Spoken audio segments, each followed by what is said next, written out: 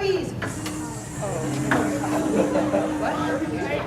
Buzz like bees around this place. I'm going to give you a letter at some point. I'm going to say S. You're going to put your body in the shape of the first word that pops in your head with S. And it has to be a developmentally appropriate word. This is a family show. All right, and what I want you to do is to take a look around. You want to be the only one that picks that particular word. Got it? Let's go. Buzz around my bees. Let's go. You know what I was? Get the letter M. M.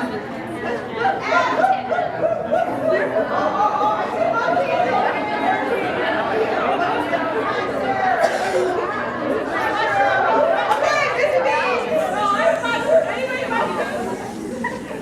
P. P. P.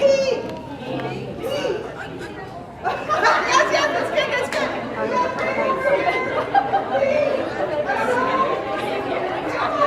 Anybody else a pickle? Let's go.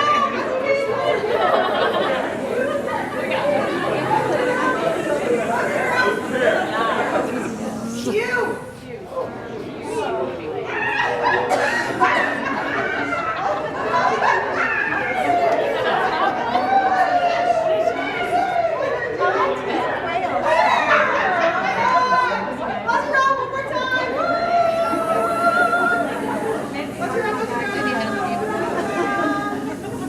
How about a W?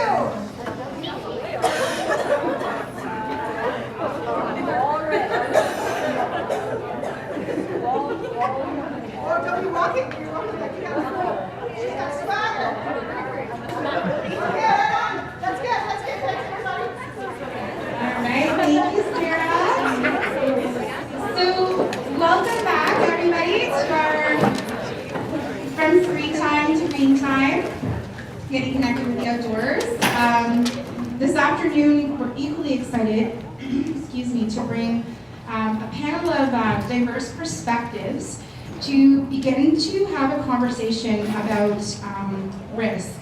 And it was really interesting when I heard Dr. Tremblay saying, risky play. It's just play to me, and as a parent, that's kind of how I feel too. I'm like, I didn't really understand what is risky play. Climbing a tree is risky play.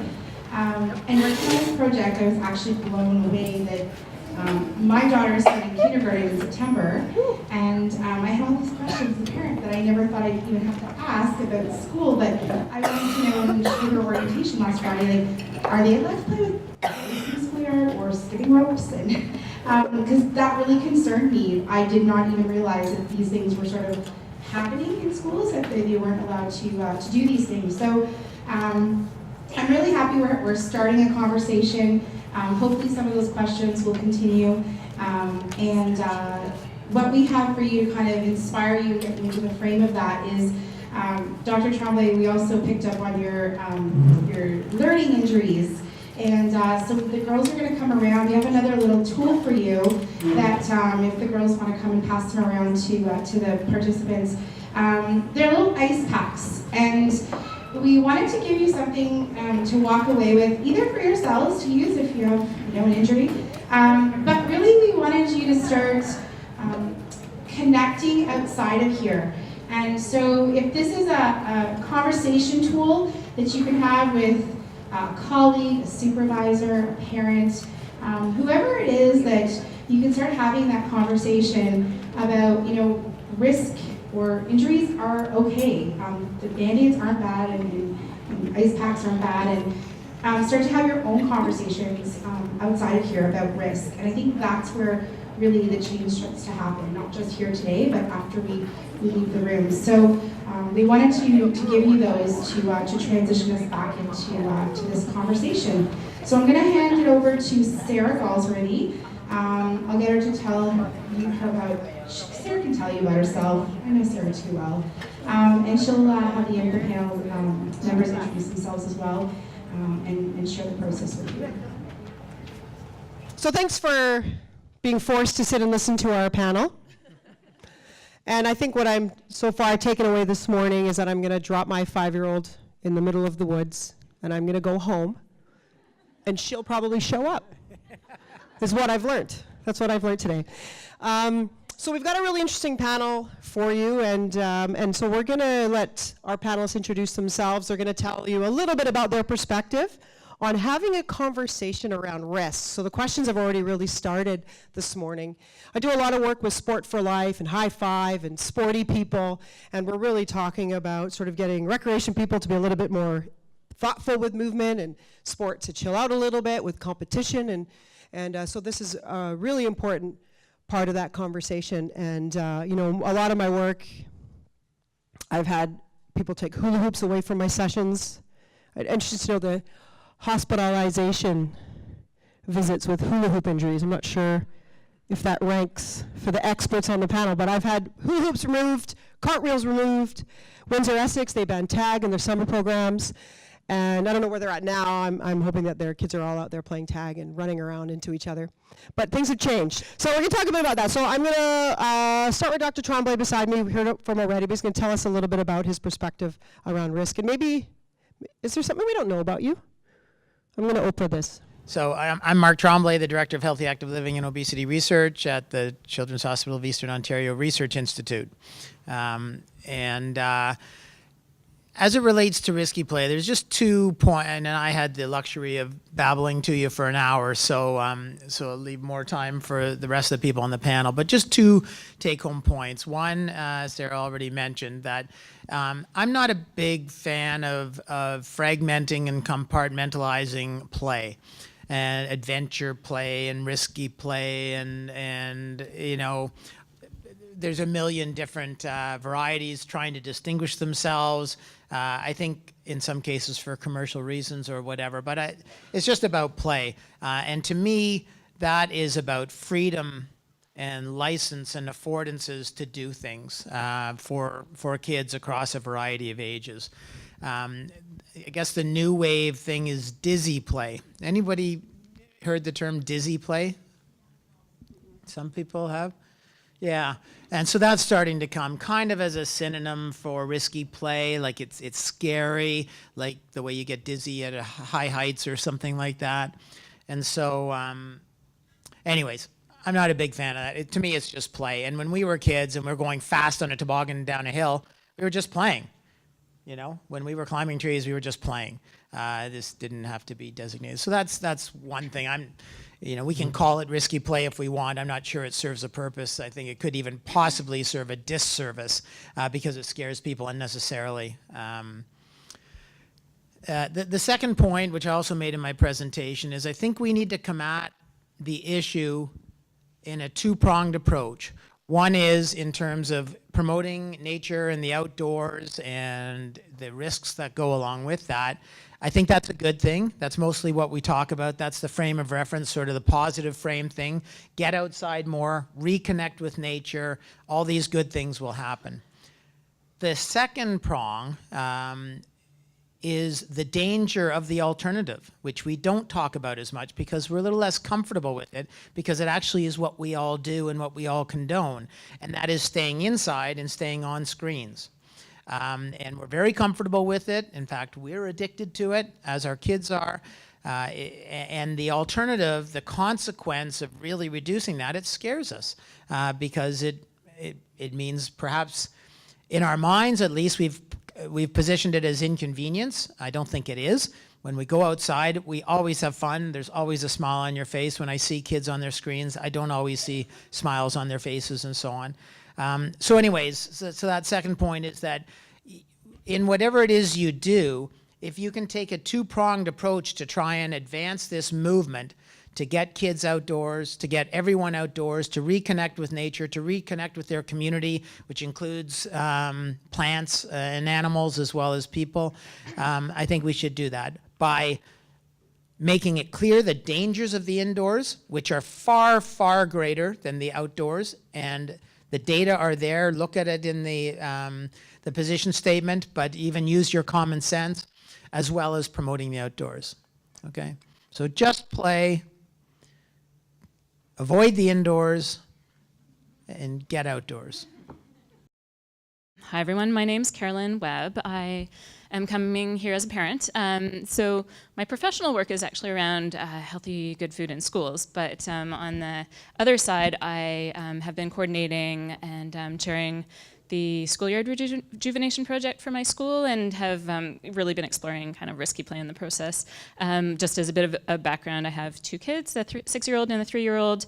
The 3-year-old is in home daycare and they go out to the forest all the time, and my 6-year-old, is in school. And yeah, I'll talk more about that story. So the school is called Churchill Alternative Public School. It's part of the Ottawa Carleton District School Board here in Ottawa. And the alternative schools, I'm going to actually talk about them because it provides an interesting kind of context for the discussion about risky play. The school philosophy, they're elementary schools, there's 4 in the school board, and the idea is that there are kind of 7 tenets that the schools go with. Cooperative play and non-competition is one of them, and so really collaborating together and being imaginative together and all of that.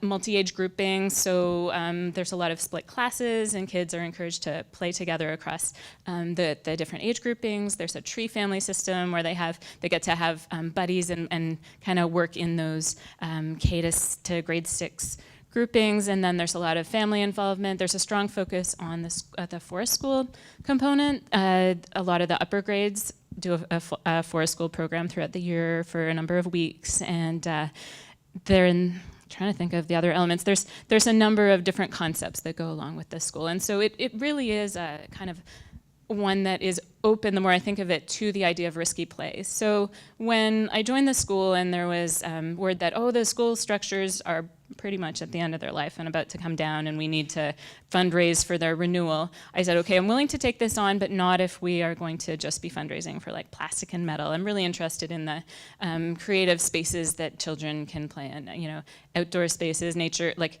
green spaces, naturalized, and more I guess unstructured environments where kids can be a little bit more creative. And so that generally matched the school's philosophy. And so a teacher, as we moved along, we learned that there was a kid active session on risky play, and a teacher and I went to it and learned a lot of great concepts that we've brought back. And one of the things that I think has stuck with me the most is the idea that a risk doesn't necessarily mean the bad or harm or danger.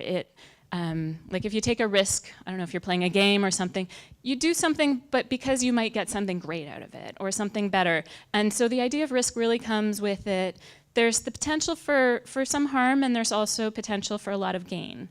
And that's really been useful for me to think through in terms of conversations with other parents or exploring really why this idea is attractive. And I think a lot of it is what you stand to gain. Like a lot of the concepts around risky play, as I said, kind of match the school's philosophy somewhat in that different environments or loose parts or other things are open to more collaboration, or spaces where students or children can play together. Different ages can be involved when it's not a very focused type of play. Out in the outdoors, as I said, my 3-year-old goes into the forest near our house all the time with childcare, so we get back pictures all the time of teeter-totters or other things.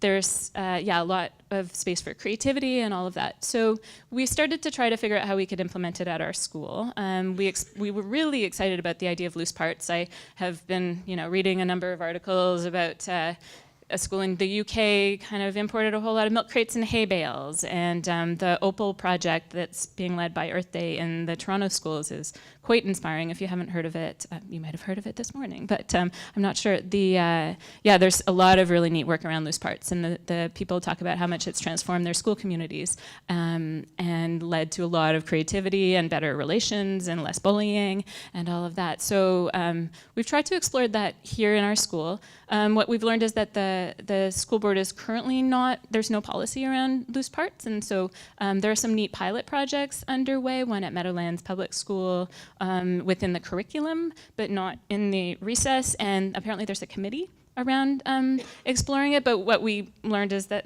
this isn't something, to quite go with at this stage, but hopeful that we can explore options. What we have done is our actual structure rebuild. We've been able to work with the school board around for a price tag of $130,000. These things are expensive, but stumps, logs, a lot of kind of free play spaces, boulders to jump off of, and then a log jam structure, which is more logs and ropes and that kind of thing, and all designed by the school board, and it'll be built this summer. We just need to raise another like $16,000 or so. But anyway, that's been part of the journey. So I think I'll leave it at that. Just some interesting concepts. We're in the future going to explore more line paintings and maybe play facilitation training to support students in learning a little bit more about how to be creative in playing on the schoolyard. And yeah, this is the actual build is kind of phase one, and then really looking forward to exploring other concepts and how to apply them. So I'll leave it at that. Thanks. That's great. Hi, everyone. I'm excited to be here today. And I come from Toronto, if you've heard of it.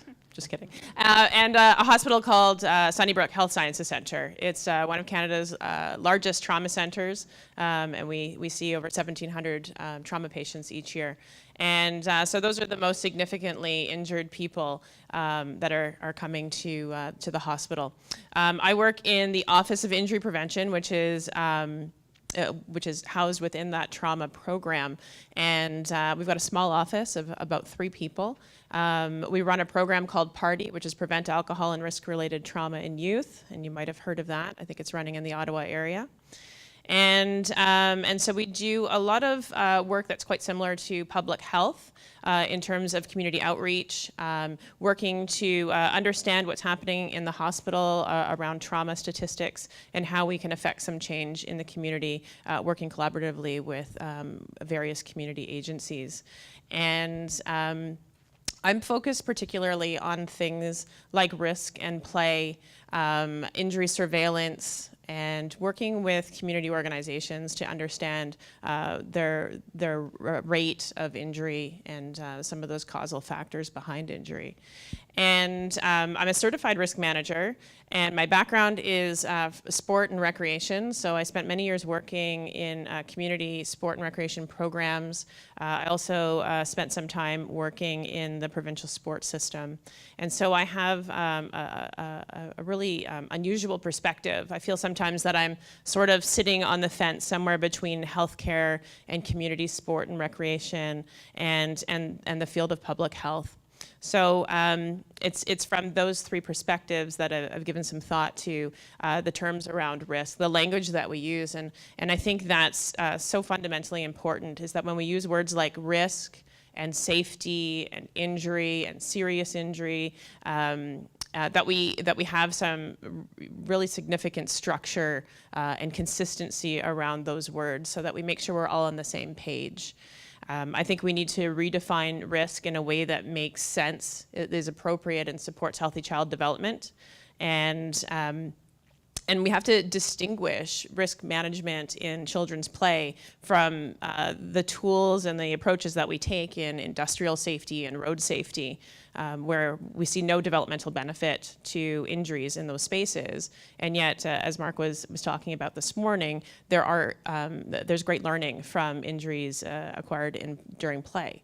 So we need to ensure that we're not just transferring that traditional risk management approach to our play spaces and programs. And I've given some thought to this term called safety creep, which is this idea that over time, very slowly, we've had this erosion of our systems and structures, and it's focused greatly on safety. In adding as much safety as possible to the different programs and activities that we're engaged in. And it's not supported by data. It can often be triggered by one single event. It's completely incompatible with healthy child development. So we really have to give that some consideration. And then, and that's all good and well, but what are we going to do about it? So what are the actual tools that practitioners can use within their organizations in conversations with parents and with participants as well, with their colleagues and with decision makers around a balanced conversation about risk? And so we've already heard comments about the potential positive and potential potential negative outcomes that can come from any activity, and that risk is all around us. But we need to really have those formalized conversations and a way within our organizations to structure those conversations so that we don't lose out on the potential positive outcomes from our activities. You all know so well, you're the experts in your activities. You know in your bones how beneficial the activities are for the people who you serve.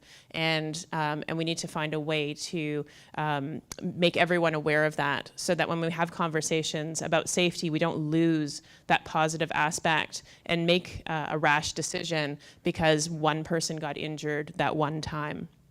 So we need to look at those things. And I think we need to just step back and think about things like informed consent. So using that approach within our programs and making sure that we program with intention and value, and we share the risks associated with our programs and our activities with parents so that they can make choices. And if you've designed a program that includes elements of risk because you know it's so tremendously beneficial to your participants that you own it, you promote it, you embrace it, and you share that with parents and you help them on their journey to see the value in it as well. And if they don't, then it's not a program for them. But we don't change our programs to suit the parent that has those concerns. So I think we need to, create those formal conversations, program with intention and values, and I'll leave it at that. If you want to talk more, I'm going to have a session in room B later on today. Thank you.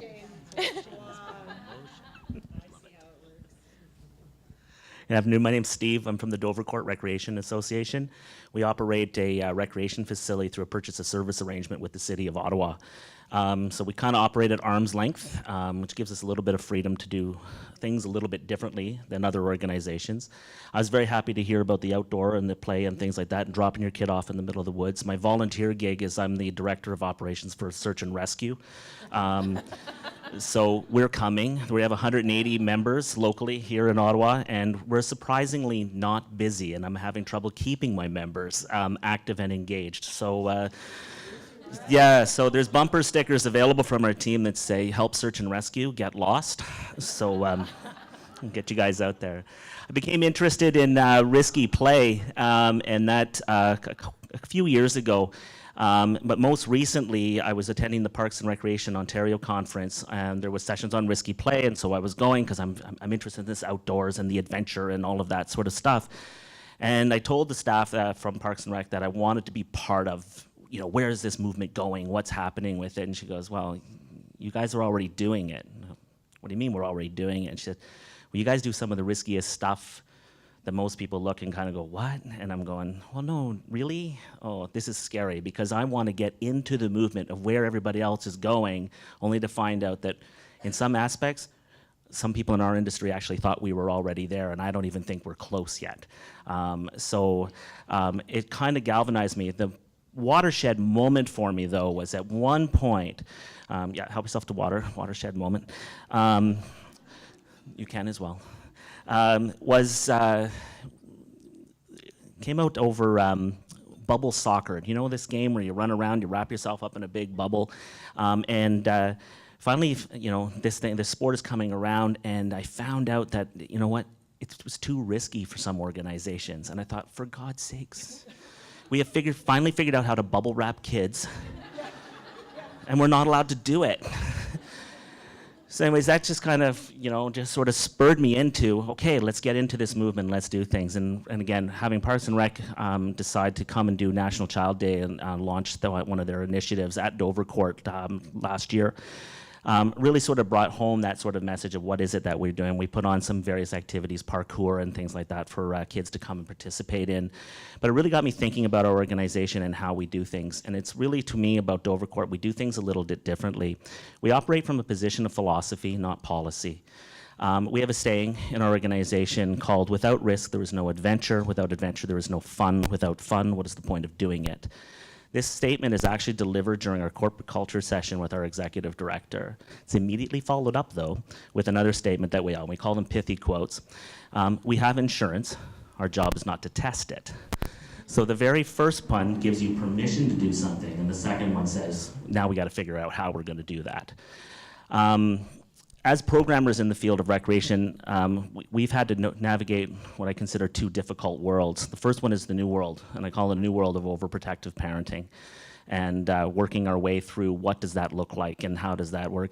I did a presentation at the Parks and Rec conference just about a month and a bit ago, just on risky play and this idea of overprotective parents, and I cited one of the more scientific journals, a website called The Art of Manliness, which has an entire series of articles on overprotective parenting and where it comes from and what drives some of these things. But it's out there and it's new and it's not something that's easily going to go away. When I was younger, of course, we played in the creeks and we did all of those things. It's different today. I've got two kids of my own at 10 and 14, 15. Yeah, screen time is big in our home and things like that. Trumpet playing is one of my son's activities, and we kind of gravitate around those. So, but again, try to drive the kids outside to do some of the things that I love. That's why I'm on search and rescue, as I love going through the middle of the woods at 2 a.m. in the morning trying to find somebody. Adult game of hide and seek. It works out really well. The second thing, though, that always drives me crazy about our industry is just how risk adverse even Parks and Rec has gotten. And I love the phrase safety creep, because I think that just sums it right up. That's where we've gone. And we either avoid doing things because we're fearful of what parents will say to us, or that we leave the problem over to the legal guys and we say, well, will we be liable if this happens? Well, you could be. But we need to do a little bit more of our own homework around that. But what concerns me is that as people in the field is that we're not really discerning what risk looks like anymore. We're just either saying, oh, the parents are afraid of it, or legal will shut us down, and then we walk away. And so we actually don't get practice figuring out what risk actually looks like. Sorry, I'm looking at my notes here because I was doing a search and rescue research last night to be able to convert your cell phone coordinates to actual what I have to search by to find you. And it's a complex math formula. One of the things that I do consider with in the Parks and Rec and other fields is that when we're applying risk management, I think sometimes we actually apply it where it doesn't belong. So we're using risk management tools and techniques. We're dumbing down programs that already have inherent risk within them. A ball in the face during a soccer game in a schoolyard should not result in the ban of balls in schoolyards.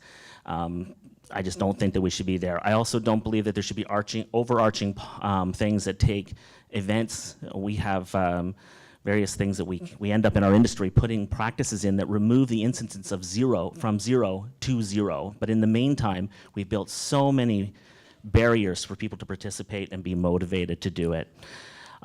We now define, as was mentioned here, the idea that, as safe as possible, not as safe as necessary, which is a phrase I absolutely love and talk to our staff about.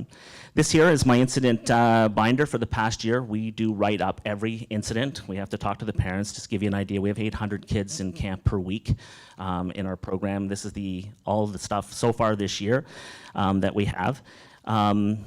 In Parks and Recreation, we often lament the struggle to get budget dollars from politicians because they prioritize roads over parks. I can tell you, after going through all of these here, please give the roads guys more money. The most significant injury that I have here statistically is trips on the sidewalks and kids sort of scraping up their knees. So I have no lawsuits that are inside this here that have been triggered so far. Doesn't mean we don't get them, but it's a big enough binder to sort of say it's not happening for us. Knock on wood. Skip over a few things here, just sort of so I can get kind of going. I think we do need to do a better job of managing risks, especially the beneficial kinds, the play at height, the play at speed, the play with tools and fire and water. We need to do that. And we need to lighten up on some of the small stuff that happens. Bumps, bruises, scrapes, that's normal stuff. Even breaking an arm, I know that this is like, oh my God, this is brutal. But I remember a kid pulled into my office because he was tripped on a basketball in the gym, and his arm was at right angles. And I was like, oh, that's pretty gross, actually. And he was screaming, just screaming. And we're sitting down, getting him to calm down while the lifeguards are looking after him, and we're getting the parents and everything like that.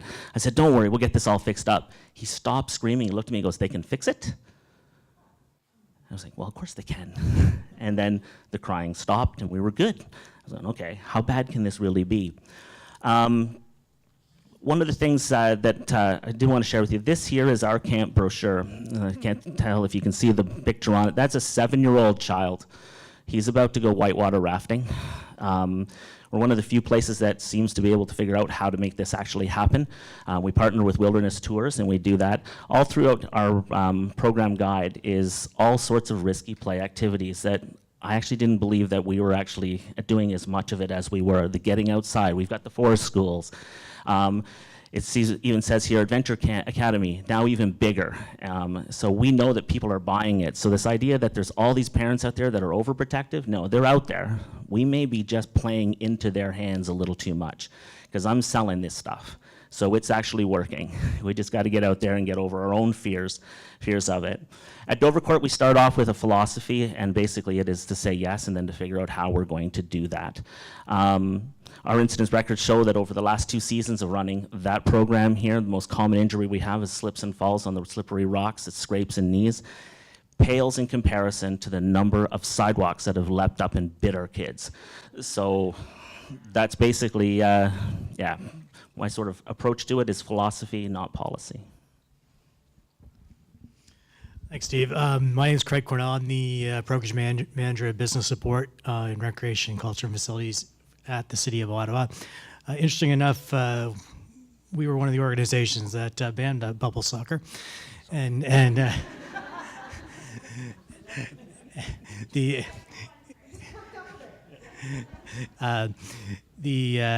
in truth, I was actually just reviewing some of those old industry reports, and it was only for the indoor bubble soccer. I think we were okay with it in outdoor. So, I come to you as the program manager of business support, and we look after many different things supporting the department, from P3 contracts and helping create recreation fees and so forth. But one of the things that falls under our area is risk management, and so we do see a bit of what's out there and see some incident reports that are coming in through our department.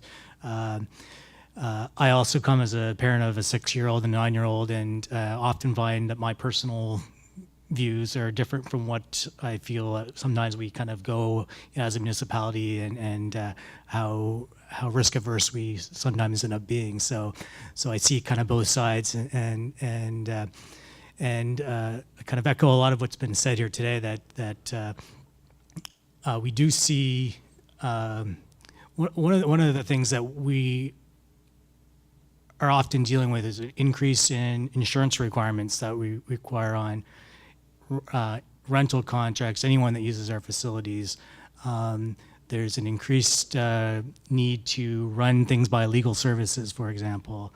It does seem that we're continuing to go in that direction, and I'm interested to hear from everyone actually as to kind of how we can kind of turn that tide a little bit and get back to, things when I was a kid and it wasn't quite as so structured, I guess. We do deal with a little bit. We get a few questions about programming risk, not as much as you might think, but we do have some questions. We typically try to answer the questions in these are the types of scenarios that you may run into. We don't often say, do not do this. That's typically not our response. However, it's often interpreted as okay, well, they're not saying do it, so we're not going to do it. So I think kind of that's part of it too. But I do think there's kind of a way that we can move in a different direction to kind of have different play. So I'm interested to kind of have a further discussion to see where it goes. So. Okay, thanks everybody up here and for sharing your thoughts. And I think what we'll do at this point, we have a few minutes left. Yep, good chunk of minutes. To talk about, or to open it up to the floor, and really if there's any questions, we're happy to take those now. And what I want to make sure that we hear from the panel at some point is, so what do we do now? I was recently on the playground at a local school. I live in Markham, so I was in York Region School, and the principal comes on the announcement and says, okay, it's starting to rain. And there was a pause. So I need you to be really careful. We've closed the field. We've removed the equipment so you can play safely. So actually, I'll just do this right now. So how do we have those conversations with those people? Because I think, Mark, you said something to me, or to us, because to me, you were just talking to me this morning. Yeah. You said something to us this morning about sort of stepping up to the challenge, to challenge the challenges. And and I've been talking to several of you this morning, and I'm just wondering, so for Mark and for everybody, is how do we manage those challenges when we do have a risk-adverse sort of world? And we have parents that, when we don't care about a wrist fracture, they are freaking out over a Band-Aid. So how do we manage those things? Does anybody want to handle that question? Then I'll let you think of your questions, and we'll put it out there. Anybody want to take that one? How do we have those conversations? Do you have examples with those? Yeah. I have to bring you this. Here we go. I'll buy you the time for the rest of the panel members. One of the things that we'll often do with our staff when we're sitting down doing training with them is the idea of be careful. Challenge my staff, what does safety look like? When I walk into your program, what does it look like? So not using that broad term of be careful, be safe, what does safety look like? So if I'm walking into your camp activity and the things are going on, what am I looking for? Those are the sort of things that I think somehow if we could find a way to challenge some of those higher ups, well, what is it you would like us to see in order to make this safer and being a little bit more direct on what are the tangible elements? Because I think one of the things we do in the field is, again, we just make these broad things. We got to be safer. Well, what does that look like? And if we can draw some of those things, it'll give you better tools to be able to figure that out. We did a little bit of work a few years ago with sport and recreation organizations, asking them the question of what does safety mean to you, to try to understand better if there was some consistent language. And what we found is that there isn't, and quite often people think that safety is the outcome. So the program was safe because no one got hurt. So like you're saying, there's, what's that inventory? What's that inventory of activities? What are the things that I can see that tell me that there is safe practices in place in the program? So being very specific, I think, is tremendously important, and not relying on those broad terms. And just personally, as a parent, I've caught myself. I was raised in a house with a parent who constantly told me to be careful. Every time I stepped out the door, be careful, be careful, be careful. It was a substitute for I love you. I don't want anything to happen to you. And then I realized as a parent that I was echoing that with my kids, and I had to stop myself and say, the world is not a dangerous place. Just go forth, be free, have fun. Go have adventure. And also in our family, we created the rule of 10. So at 10 years of age, my kids had to go out and go on a bike ride by themselves, which was very unusual in our suburban community. And my kids were dumbfounded. They didn't know what that meant. What do you mean I'm supposed to go out for a bike ride? How do I do that? And as just said, I don't care. Just get on your bike. I'm not going with you. You're going to have to go and explore the neighborhood. Go get lost. Go, right? Yeah, go get lost, find your way home. And I've also tried to put into practice the idea of telling my kids to come home when the streetlights come on, which just blows their minds as well. So just, some of those practices, just, creating some artificial rules where you encourage children to try new things, to break out of the patterns, watching our language so carefully so that we don't create this idea that the world is a dangerous place, and whatever that third thing was. I've already forgotten. Okay, it was brilliant, I'm sure. Thanks. One of the things I keep coming back to is that other side, like what's the other side of risk, and also that all of our activities have risk, and we see the risk of going out and getting hurt, but what about the risk of being inside, exposed to TV or all that? It's I don't know, it kind of makes me think for that principle, asking, well, what do we stand to lose by taking this approach might be an interesting thing, because people don't like to lose. And so if we can flip the coin or whatever and show the potential of losing, by the activities or the ways that we're doing this might flip it in people's minds. The other thing that, just as a brainstorming thing, I love facilitation, and one neat facilitation technique is to, get people together in a group and say, okay, so we're out to achieve this, but what if we try to achieve a system designed to fail? What would happen? And I wouldn't be surprised if, if we tried to design a system that's designed to fail at getting kids excited about playing and active, if we're actually doing a lot of those right now. And so I'd be interested to see what would come out of that kind of a discussion. Yeah, you know, your question, you know, how do we start to move forward? You know, I would encourage people to challenge. So your boss or the principal or whatever, it's easy for them to say don't, or to lean on some vague policy, or even a mythical policy that no, we can't do that. Whoever it was that had to build the plastic playground because you couldn't do the natural playground, someone that spoke earlier, yeah, you know, push back on all of those things. I would push back and say, no, I'm sorry, we don't buy into that. Whoever we are, the parent group that wants to change, or the kids, sometimes the kids are best empowered to make some of these changes. That's how they got some of the balls back in the Toronto area after they were banned, after mom got hit with a soccer ball or something like that. But push back. Like, don't accept these things. Oh, the CSA standards say. So what? Challenge that. Look at it. If it doesn't make sense, then, or if, you know, look for the evidence for the opportunity cost. So what's the alternative? Okay, we're not going to go out because it's getting wet out in the playground. Okay, and then what happens? Well, what happens is one of the kids that's standing on a chair falls down because they're bored stiff or having recess inside, and has a concussion because he was standing on a chair dared by his friend or whatever. Wouldn't have happened if it was outside, right? So we need to think about this. The danger is in the indoors. Don't default to then that's all of a sudden the safe thing, or not doing the thing makes everything safe. It doesn't. Challenge that. So I think that's easier said than done. But don't just accept the status quo, or we will forever be at the status quo. And I think people in decision-making positions, with rare exception, are going to default to the easiest thing, and that's to say no. Level the playground. Okay, so let's open it up for some questions. Thank you, smart people up here. And we have to share this, right? So I'm going to move this around. I'm going to get my... oh, you got another one. Awesome. So we'll throw it out to some questions around here. We'll do the best we can to get to. So we're over here, then we're over here. So my name is Colleen, and I work for Ottawa Public Health in the Injury Prevention Unit. And my portfolio is child falls and playground safety. But in regards to what I'm hearing today, I'd like us to take a step back, even further, because we're into prevention here. So okay. And ask the question, why are parents so fearful?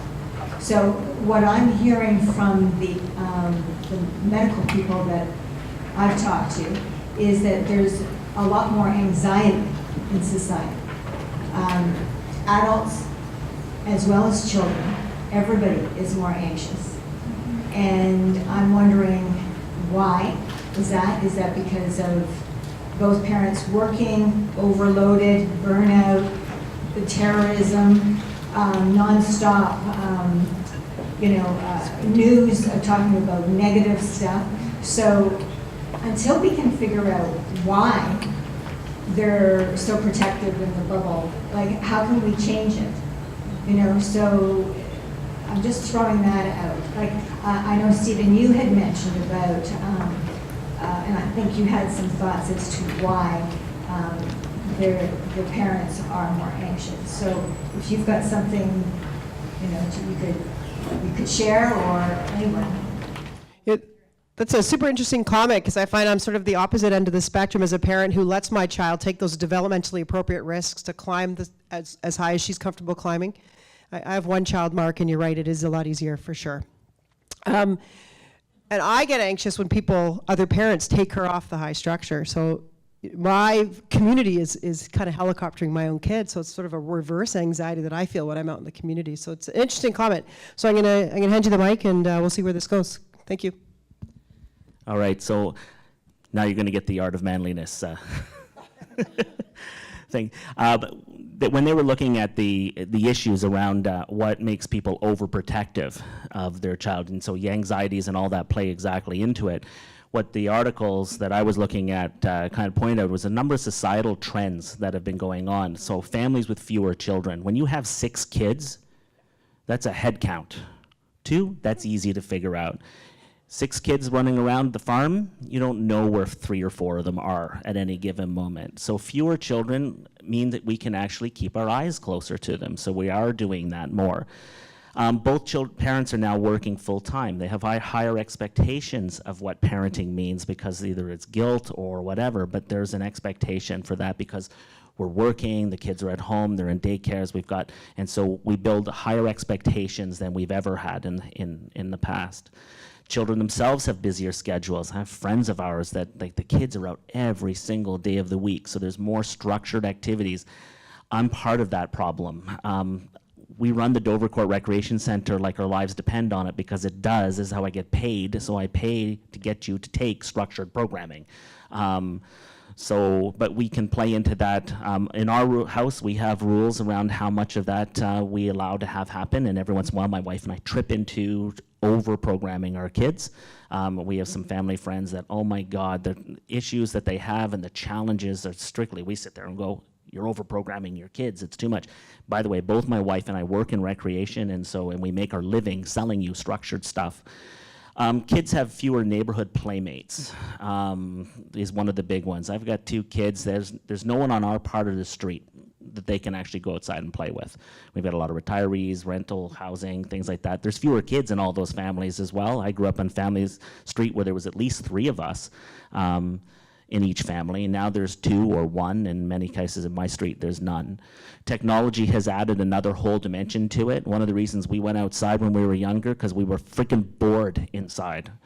Today, you're not bored inside. We've built an entire industry of stuff that we can do inside. We got out because if you didn't get out of the house, Mom was going to put you to work because you were underfoot. Now we can just scamper off to the basement and do whatever we're doing. And then the one that you mentioned about, which was the fear of litigation, which just doesn't exist. It's just not that big. Busybodies, though, that's a problem that we're starting to see in my neighborhood. I hate the Facebook page that's for my neighborhood. It is a group of people that just seem to want to rant at what other people are doing and weighing in on those sorts of things.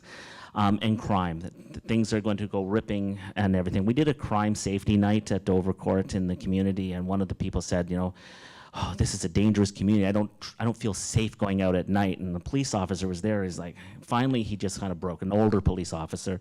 He said, I'm not allowed to tell you that it's safe, but if I was going to have my wife run around anywhere in the community, this is the community I would run around in. It's just not backed up by the science, not backed up by the data that we have. So those are some of the trends. We've got to figure out how to do that. It's not a matter of turning off the screens, and that we've got a whole bunch of issues that we need to work our way through. And society has changed. The area that you used to walk in, that when you were younger, was much larger. Played in the creek, we had crabapple wars, we did a whole bunch of stuff.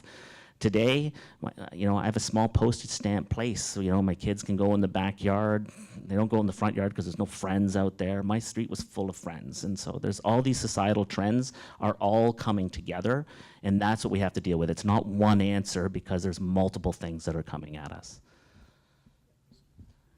Just want to just quickly add to that, and it's more from a personal perspective, but to echo the kind of the helicoptering and the just the oversight of the maybe the nosy neighbor kind of thing. And I used to take my younger kids to the park, and I kind of let them kind of test the boundaries a little bit. I'd stay at the bench and let them kind of roam around a bit, and not too far away, but far away so they're testing the boundaries. But oftentimes there's another adult in the park that would rescue my kids, wondering why they were all by themselves, and I think there's that kind of fear of being judged a little bit out there by other people that you're not properly looking after your child as well. So that's what I've noticed a little bit from a personal perspective as well. So I think we have to state the obvious too, that the anxiety is at least in part provoked by the behavior of the parent. The parent is on the screen too much. They're not getting physical activity. They're not connected with nature. We know that this precipitates anxiety. It also causes their kid to model after their parent and so on. So that's an obvious thing too. Like it's the behavior of the adult and the child. I think that are precipitating these things. The list, I spoke with someone just before lunch, basically rhymed off the same list of reasons. These things, it's kind of like a perfect storm to make this come together, but it takes the whole family, it takes the parent and the community to reverse that. That's what I was talking about, this sort of default behaviors, the social norms of the community. right now are cocooned inside the house where everyone is safe. And that's absolutely not true. And we need to start that discussion about how unsafe it is inside. Get outside where it is safe. And then the outside becomes even safer when more people are there. It's true. I think Brandy. Thanks. Okay, just by a show of hands, how many people here provide direct programming to young people? So, like almost everyone, a lot of people. Now, of those people who raise their hands, how many people hold conversations with parents at the beginning of each session or each year about risk in programs? Far fewer. So there's some good evidence that suggests that parents respond really well to conversations about risk. And there's some good work about risk perception and parents and recreation programs. And in groups of parents that have been exposed to risk in their own childhoods and throughout their lives, and parents who haven't, the consistency between them in terms of what they're looking for their children, in terms of them being healthy, happy, and resilient is consistent. All parents want those three things in their children. How they perceive the risk in activities varies based on their previous exposure to risk. And the parents that have had risk exposure in their life, it could be that they've come from a war-torn country, or they've had a child who's been sick, or they've been sick themselves, they've had some sort of adversity in their own life. They see risk as an opportunity for growth and development in their children. And then the other group of parents feel quite differently, and similarly echoed by what we've heard about, fearing for children's safety and having to rescue children from play equipment and things of that nature, that the world is a very dangerous place. So there are these different camps, but if you haven't had conversations about risk in your activities, that might be a really good place to start, is have that conversation. Parents respond very well to it when they understand the nature of the programs, the risk that the children are exposed to, both positive and negative. Then you may find that they're a little less risk adverse moving forward.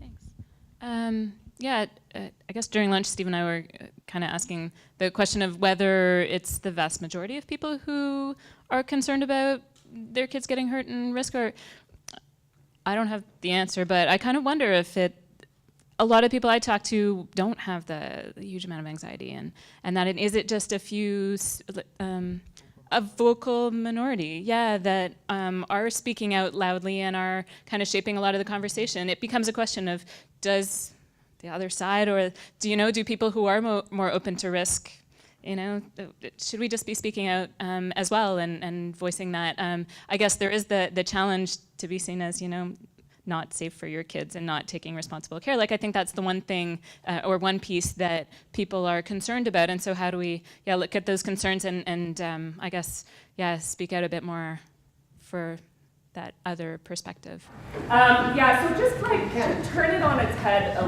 little bit, because my daughter is actually involved in your riskiest programs this summer. And part of that is on purpose. So professionally, one thing I do is help programs, so critical hours programs is one example, to use best practice and evidence to build high quality programs, right? And so I'm here because trying to fit risky play into that and how programs might do that. As a parent, my biggest fear is that my young adult child leaves my house with zero internal risk assessment, skill, and ability. And the only way they do that is in a semi-structured program that allows for some risk, and I allow a lot of risk in my parenting. So if you can climb the tree, off you go.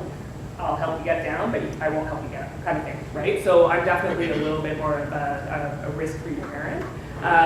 But the disservice of not letting our kids explore risk and then leaving them out in their early 20s to then be challenged by a peer with zero internal risk assessment, that's such a disservice. So I think from a programming level, we actually have a bit of a due diligence to be finding ways to incorporate, because that's actually our job with risk. So I just... And then we give that kid a car. Right. We let them go to the bar. Right. When they're not fully, completely developed brain-wise. Right. Whatever. We don't. Can I just ask, did you say you are running a program that does help with that? So I work with organizations that do the actual service delivery, and a lot of what I don't do direct service delivery, but I do a lot of, what's the evidence base to make sure you're running high quality programs that are based in, current research and that sort of thing. So because risky play is coming up a lot, Right. In the after school programs that I work with, how can we make sure that those programs are incorporating some of that in there and doing it, within reason, where it's not putting them in a liability piece, but it's also respecting the skill development that So we which should be programs doing. would I look to if I wanted to try and find that information? Field report's a good one, right? So how have they managed and balanced that? A lot of the community health center after school programs do really good work with that. But it's the organization, the name is what I'm looking for. But I can come and speak to you afterwards. Southeast Ottawa. Yeah, Ottawa Child and Youth Initiative, so my initiative. There's all of our partners are in there. I mean, a lot of them, Ottawa Inuit Children's Center, like a lot of them are just incorporating that out of school programming, all of which has risk. Maybe we can get some of these resources on the park. We can maybe, if you don't mind, write them down on a sticky note, put them on the parks. I think we'd all benefit from some of those for sure. So thank you for that. I think Randy wants to comment. I was just very quickly, I think it's fair to say that, yes, not allowing children to explore risk in their younger years certainly will lead to a risk management deficit disorder, which can be disastrous in their adolescence and their young adulthood. So it's incumbent upon the organizations that are serving young people to consider that we're taking away a tremendously valuable resource, like sunshine and fresh air.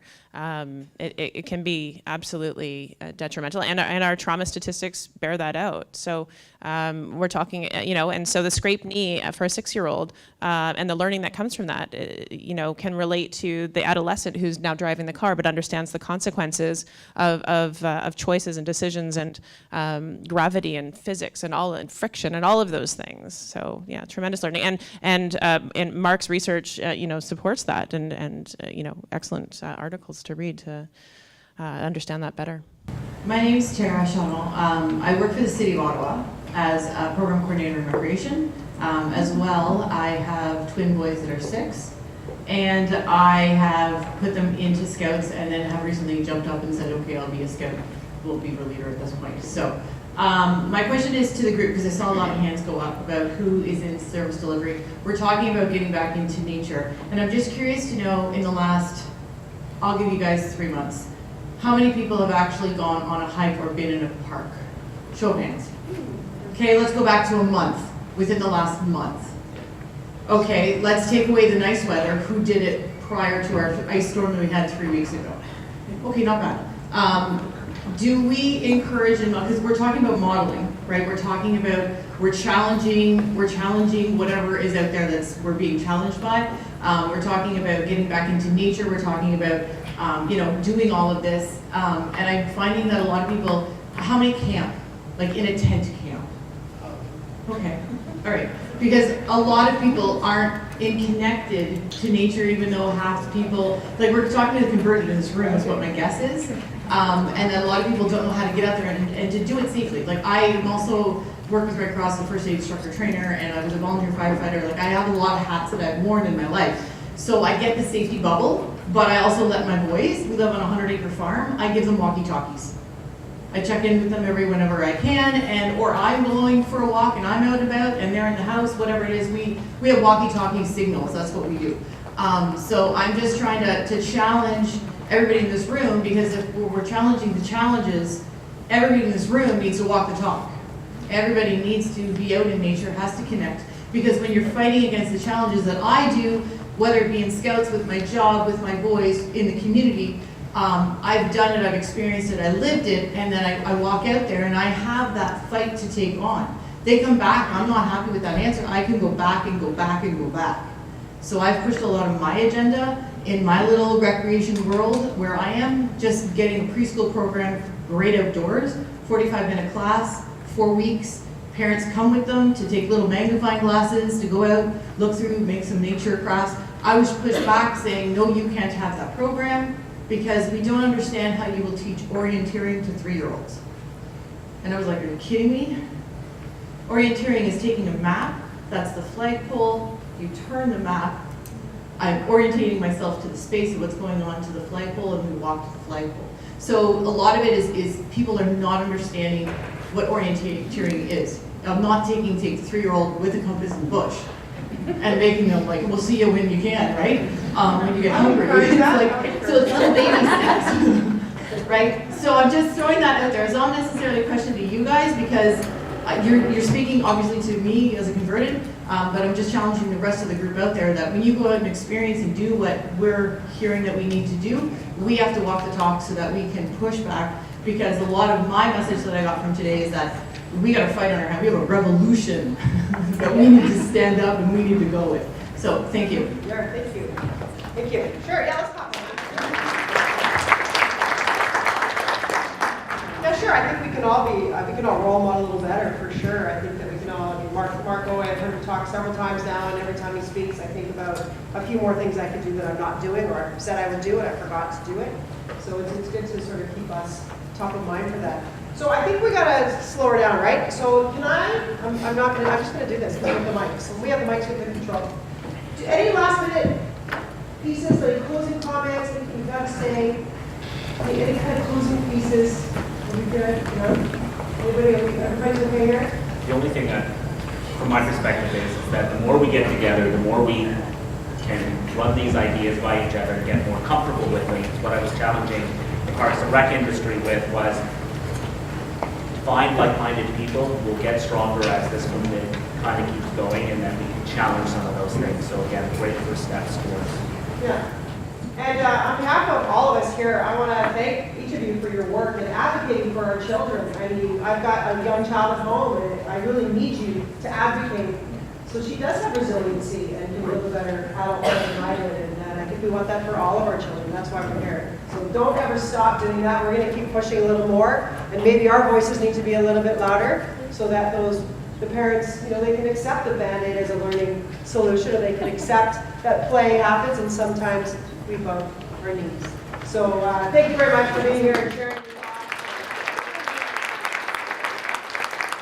Something I just want to share, I know I have a lot of colleagues here today from the city, but beyond that, I know when we were starting this journey with having this, you know, the vision of a forum, Lori and Kelly and I are kind of the team, the HKCC team, as moms and being passionate about, you know, seeing and creating change. We knew that this was a start, and as a mom, just having a conversation with another mom can start the change. It really can. So I just look at my life. I have a great friend, Kelly, at home.